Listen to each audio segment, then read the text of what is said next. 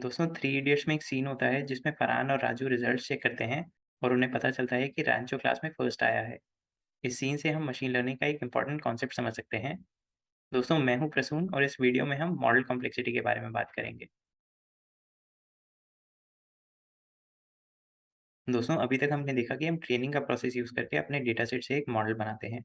अब कुछ data sets के अंदर का पैटर्न बहुत सिंपल होता है। फॉर एग्जांपल, इस डेटा सेट में सारे red data points left side पे हैं और सारे blue data points right side पे हैं। तो ये एक बहुत सिंपल सा पैटर्न है। अब अगर हम ये दूसरा डेटा सेट देखते हैं तो इसमें red data points top left में हैं या बॉटम राइट में, और blue data points top right में हैं या बॉटम लेफ्ट में। तो इस डेटा सेट का पैटर्न थोड़ा कॉम्प्लेक्स है। अब अलग अलग कॉम्प्लेक्सिटीज़ के डेटा सेट्स के लिए हमें अलग अलग मॉडल्स यूज़ करने पड़ते हैं। फॉर एग्जाम्पल, पहले वाले केस में हम एक लाइन से रेड और ब्लू डेटा पॉइंट्स को सेपरेट कर सकते हैं, लेकिन दूसरे डेटा सेट के लिए लाइन यूज़ करके हम अपने डेटा के मेन पैटर्न को फिट नहीं कर पाएंगे। यहाँ हम या तो मल्टीपल लाइन्स यूज़ कर सकते हैं या कर्व्स यूज़ कर सकते हैं। ये दोनों मॉडल्स ही एक सिंगल लाइन से ज़्यादा कॉम्प्लेक्स हैं। इन जनरल हम मॉडल की कॉम्प्लेक्सिटी को ऐसे सोच सकते हैं कि जितने ज़्यादा कर्व्स या स्ट्रेट लाइन्स होंगे हमारे मॉडल में, हमारा मॉडल उतना ही ज़्यादा कॉम्प्लेक्स है। तो एक सिंगल लाइन सबसे सिंपल मॉडल है, और जैसे-जैसे हमारे मॉडल में कर्व्स या लाइन्स बढ़ते जाते हैं, वैसे-वैसे हमारा मॉडल कॉम्प्लेक्स होता जाता है। अब देखते हैं कि इन कॉन्सेप्ट्स को समझना क्यों इम्पोर्टेंट है। तो जैसा कि हमने देखा, हमारे डेटा के अंदर का पैटर्न भी सिंपल या कॉम्प्लेक्स हो सकता है और हमारा मॉडल भी सिंपल या कॉम्प्लेक्स हो सकता है। अब ये ज़रूरी है कि हमारे डेटा के पैटर्न की कॉम्प्लेक्सिटी और मॉडल की कॉम्प्लेक्सिटी में ज़्यादा मिसमैच नहीं होना चाहिए। मतलब अगर हमारे डेटा के अंदर का पैटर्न सिंपल है, तो हमारा मॉडल भी सिंपल होना चाहिए, और अगर हमारे डेटा के अंदर का पैटर्न कॉम्प्लेक्स है, तो हमारा मॉडल भी कॉम्प्लेक्स होना चाहिए। सिंपल पैटर्न के लिए कॉम्प्लेक्स मॉडल यूज़ करने से या कॉम्प्लेक्स पैटर्न के लिए सिंपल मॉडल यूज़ करने से क्या प्रॉब्लम होती है, ये समझते हैं। इसको समझने के लिए हम दो कॉन्सेप्ट्स यूज़ करेंगे, सिग्नल और नॉइज़ और जनरलाइज़ेशन।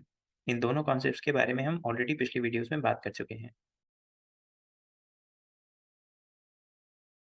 पहले बात करते हैं सिंपल पैटर्न की।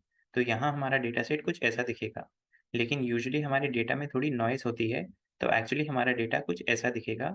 मतलब हमारे डेटा के अंदर का मेन पैटर्न ये है कि red data points mostly left side पे हैं और blue data points mostly right side पे हैं, लेकिन कुछ रेड डेटा पॉइंट्स और ब्लू डेटा पॉइंट्स नॉइज़ की वजह से दूसरी साइड पे हो सकते हैं।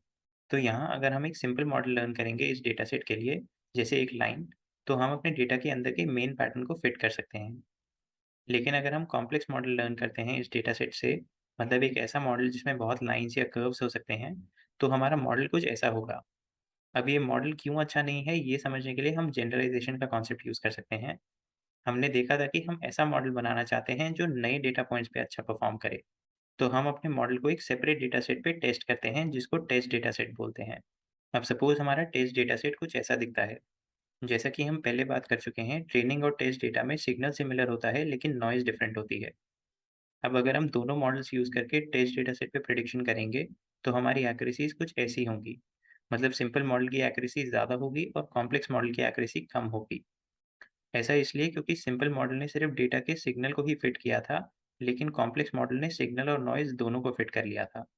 तो जब हमारा मॉडल सिग्नल के साथ-साथ नॉइज़ भी फिट कर लेता है, तो इस प्रॉब्लम को ओवरफिटिंग बोलते हैं। हम सिर्फ सिग्नल को फिट करना चाहते थे, लेकिन हमारे कॉम्प्लेक्स मॉडल ने सिग्नल के अलावा नॉइज़ को भी फिट कर लिया। तो जितना फिट करना था उससे ज़्यादा फिट कर लिया, इसलिए ओवरफिटिंग। ओवरफिटिंग के केस में हमारी ट्रेनिंग एक्यूरेसी बहुत अच्छी होती है। इनफैक्ट अगर हम बहुत कॉम्प्लेक्स मॉडल यूज़ करेंगे तो हमारी ट्रेनिंग एक्यूरेसी 100% भी हो सकती है। लेकिन इससे हमारी टेस्ट एक्यूरेसी भी अच्छी होगी, ऐसा ज़रूरी नहीं है। तो हम सिंपल डेटा के लिए सिंपल मॉडल्स यूज़ करना चाहते हैं जो मोस्टली सिग्नल को ही फिट करें और नॉइज़ को फिट ना करें। अब देखते हैं कॉम्प्लेक्स पैटर्न वाला केस। यहाँ हमारा डेटा सेट कुछ ऐसा दिखेगा। तो इस केस में अगर हम एक सिंपल मॉडल यूज़ करते हैं, जैसे एक लाइन, तो ये हमारे डेटा के अंदर के पैटर्न या सिग्नल को फिट नहीं कर पाएगा, इसलिए हमारी ट्रेनिंग एक्यूरेसी लो होगी। और जब हमारा मॉडल ट्रेनिंग डेटा पे ही अच्छा परफॉर्म नहीं कर रहा है, तो टेस्ट डेटा पे भी अच्छा नहीं करेगा। इसको अंडरफिटिंग बोलते हैं, क्योंकि हमारा मॉडल यहाँ पैटर्न या सिग्नल को भी फिट नहीं कर पा रहा, मतलब जितना फिट करना था उससे कम फिट कर रहा है। इस एग्जाम्पल में हमने नॉइज़ की बात नहीं करी, क्योंकि अंडरफिटिंग के केस में हमारा मॉडल सिग्नल को ही फिट नहीं कर पा रहा, तो नॉइज़ को भी फिट नहीं कर पाएगा, और इसलिए नॉइज़ हो या नहीं, उससे ज़्यादा फ़र्क नहीं पड़ता। अब यहाँ अगर हम थोड़ा कॉम्प्लेक्स मॉडल यूज़ करेंगे, तो हमारा मॉडल सिग्नल को फिट कर पाएगा और ट्रेनिंग डेटा और टेस्ट डेटा दोनों पे अच्छा परफॉर्म करेगा। तो हम इन सब कॉन्सेप्ट्स को एक ग्राफ यूज़ करके विजुअलाइज़ कर सकते हैं। एक्स एक्सिस पे हम मॉडल की कॉम्प्लेक्सिटी को प्लॉट करते हैं, और वाई एक्सिस पे हम ट्रेनिंग और टेस्ट एरर्स प्लॉट करते हैं। एरर बेसिकली एक्यूरेसी का ऑपोज़िट होता है। तो अगर किसी मॉडल से हमारी एक्यूरेसी 95% है, तो इसका मतलब एरर 5% है। हालाँकि हम एक्यूरेसी भी प्लॉट कर सकते हैं वाई एक्सिस पे, लेकिन यूजुअली इस टाइप के ग्राफ के लिए लोग एरर प्लॉट करते हैं, इसलिए हम भी वाई एक्सिस पे एरर प्लॉट करेंगे। तो ये ग्राफ हम किसी स्पेसिफिक डेटा सेट के लिए बनाते हैं। सपोज़ हमने एक बहुत सिंपल मॉडल ट्रेन किया इस डेटा पे, तो इन जनरल ये अंडर फिटिंग वाला केस होगा और हमारा मॉडल डेटा के अंदर के सिग्नल को अच्छे से फिट नहीं कर पाएगा। इसलिए हमारी ट्रेनिंग और टेस्ट एक्यूरेसीज़ कम होंगी, मतलब हमारी ट्रेनिंग और टेस्ट एरर्स ज़्यादा होंगी।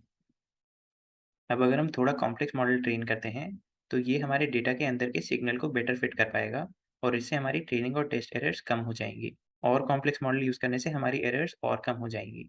लेकिन मॉडल की कॉम्प्लेक्सिटी को और बढ़ाने से अब हमारे मॉडल ट्रेनिंग डेटा में नॉइज़ को फिट करना शुरू कर देगा और अब ये ओवरफिटिंग वाला केस हो जाएगा और हमारी ट्रेनिंग एरर तो और कम हो जाएगी, लेकिन हमारी टेस्ट एरर इंक्रीज़ हो जाएगी। मॉडल की कॉम्प्लेक्सिटी को और बढ़ाने से हमारी ट्रेनिंग एरर कम होती जाएगी और टेस्ट एरर इंक्रीज़ होती जाएगी। तो ट्रेनिंग डेटा सेट पे जो एरर है, उसको हम थ्री इडियट्स वाले सीन से समझ सकते हैं। उस सीन में एक इंटरेस्टिंग डायलॉग था। दोस्त फेल हो जाए तो दुख होता है, लेकिन दोस्त फर्स्ट आ जाए तो ज्यादा दुख होता है। तो ऐसे ही हम चाहते हैं कि हमारा मॉडल ट्रेनिंग डेटा सेट पे अच्छा परफ़ॉर्म करे, लेकिन बहुत अच्छा भी परफ़ॉर्म ना करे। अब अपनी फाइनल एप्लीकेशन के लिए हम एक बीच की कॉम्प्लेक्सिटी का मॉडल फाइंड करना चाहते हैं, क्योंकि यहाँ हमारी टेस्ट एरर सबसे कम है और इसका मतलब ये वाले केस में हमारा मॉडल अनसीन डेटा पे सबसे अच्छा परफ़ॉर्म करेगा। अब देखते हैं कि हम सही कॉम्प्लेक्सिटी वाला मॉडल फाइंड कैसे करते हैं। दोस्तों, हमने जनरलाइज़ेशन वाली वीडियो में देखा था कि हम अपने डेटा सेट को 2 पार्ट्स में स्प्लिट करते हैं। पहला पार्ट ट्रेनिंग डेटा सेट होता है, जिसको यूज़ करके हम अपने मॉडल को ट्रेन करते हैं और दूसरा पार्ट टेस्ट डेटा सेट होता है, जिसको यूज़ करके हम अपने मॉडल को इवैल्यूएट करते हैं। लेकिन जैसा कि हमने देखा, ट्रेनिंग डेटा सेट पे एक्यूरेसी से हमें नहीं पता चलेगा कि कब हमारा मॉडल अंडर फिट कर रहा है और कब हमारा मॉडल ओवर फिट कर रहा है। और अगर हम टेस्ट डेटा सेट पे अलग-अलग मॉडल्स को ट्राई करके बेस्ट कॉम्प्लेक्सिटी वाला मॉडल चूज़ करेंगे, तो ये भी अप्रोच सही नहीं है, क्योंकि टेस्ट डेटा सेट से तो हमें ये देखना था कि हमारा मॉडल अनसीन डेटा पे कैसा परफ़ॉर्म करता है। लेकिन अगर हम उसको यूज़ करेंगे सही कॉम्प्लेक्सिटी वाला मॉडल चूज़ करने के लिए, तो एक तरह से हमने टेस्ट डेटा सेट की इन्फॉर्मेशन भी यूज़ कर ली मॉडल बनाते हुए। तो इससे हमें सही से पता नहीं चलेगा कि हमारा मॉडल एक्चुअली में अनसीन डेटा पे कैसा परफ़ॉर्म करेगा। तो हम बेसिकली अपने डेटा सेट को 2 पार्ट्स में डिवाइड करने की जगह 3 पार्ट्स में डिवाइड करते हैं। Training data set, validation data set और टेस्ट डेटा सेट। तो ट्रेनिंग डेटा सेट और टेस्ट डेटा सेट्स को तो हम वैसे ही यूज़ करते हैं जैसे हमने पहले बात करी थी। वैलिडेशन डेटा सेट एक अलग पार्ट है, जिसमें हम मॉडल को डायरेक्टली ट्रेन नहीं करते, लेकिन हम उसमें मॉडल को इवैल्यूएट करके सही कॉम्प्लेक्सिटी वाला मॉडल चूज़ कर सकते हैं। और जब हम सही कॉम्प्लेक्सिटी वाला मॉडल फाइंड कर लेंगे, तब हम उसको फाइनली टेस्ट डेटा सेट पे इवैल्यूएट करेंगे। तो इससे हमने टेस्ट डेटा सेट वाली इन्फॉर्मेशन मॉडल बनाते टाइम बिल्कुल भी यूज़ नहीं करी। इसको हम फिर से अपने लर्निंग प्रोसेस से रिलेट कर सकते हैं। सपोज़ हम एक मैथ्स एग्ज़ाम के लिए प्रिपेयर कर रहे हैं, तो टेस्ट डेटा सेट ऐसा है जैसे हमारा फाइनल क्वेश्चन पेपर। तो हमारे पास प्रिपेयर करते टाइम वो नहीं है, लेकिन अगर हमें देखना है कि हम नई प्रॉब्लम्स को सॉल्व कर पाते हैं या नहीं, तो हम खुद से एक सेट ऑफ प्रॉब्लम्स बना सकते हैं या previous year question papers use कर सकते हैं, जिनको हम बिना देखे पहले प्रैक्टिस करेंगे और फिर इन प्रॉब्लम्स को सॉल्व करके हम अंदाज़ा लगाएँगे कि हम एक्चुअल एग्ज़ाम में कैसा परफ़ॉर्म करेंगे। और जो फाइनल एग्ज़ाम है, वो हमारे टेस्ट डेटा सेट की तरह है, क्योंकि उससे हमारा फाइनली ग्रेड डिसाइड होता है। तो दोस्तों, फिलहाल इस वीडियो में इतना ही। चलिए रिव्यू कर लेते हैं हमने जो भी देखा है उसे। पहले हमने डेटा और मॉडल की कॉम्प्लेक्सिटी की बात करी। हमारे मॉडल में जितनी लाइन्स या कर्व्स होते हैं, हमारा मॉडल उतना ही कॉम्प्लेक्स होता है। फिर हमने देखा कि हमारे डेटा की कॉम्प्लेक्सिटी और मॉडल की कॉम्प्लेक्सिटी मैच होनी चाहिए। सिंपल डेटा के लिए सिंपल मॉडल यूज़ करना होता है और कॉम्प्लेक्स डेटा के लिए कॉम्प्लेक्स मॉडल यूज़ करना होता है। उसके बाद हमने अंडरफिटिंग और ओवरफिटिंग की बात करी। जब हमारा डेटा सिंपल होता है लेकिन मॉडल कॉम्प्लेक्स होता है, तो वो सिग्नल के साथ-साथ नॉइज़ को भी फिट कर लेता है और इससे हमारी ट्रेनिंग एरर तो कम हो जाती है, लेकिन टेस्ट एरर बढ़ जाती है। इसे ओवरफिटिंग बोलते हैं। और जब हमारा डेटा कॉम्प्लेक्स होता है लेकिन मॉडल सिंपल होता है, तो वो सिग्नल को भी फिट नहीं कर पाता और इससे हमारी ट्रेनिंग और टेस्ट एरर्स दोनों ज़्यादा होती हैं। इसको अंडरफिटिंग बोलते हैं। फाइनली हमने देखा कि हम अपने डेटा को 3 पार्ट्स में डिवाइड करते हैं, ट्रेनिंग, वैलिडेशन और टेस्ट। ट्रेनिंग डेटा सेट पे हम अलग-अलग मॉडल्स ट्रेन करते हैं। वैलिडेशन डेटा पे फिर हम इन मॉडल्स की एक्यूरेसी निकाल के सही कॉम्प्लेक्सिटी वाला मॉडल चूज़ करते हैं और फिर फाइनली टेस्ट डेटा पे हम बेस्ट मॉडल को इवैल्यूएट करते हैं। दोस्तों, अगर आपको ये वीडियो पसंद आई तो इसे लाइक और शेयर ज़रूर कीजिए और चैनल को सब्सक्राइब करना मत भूलिए।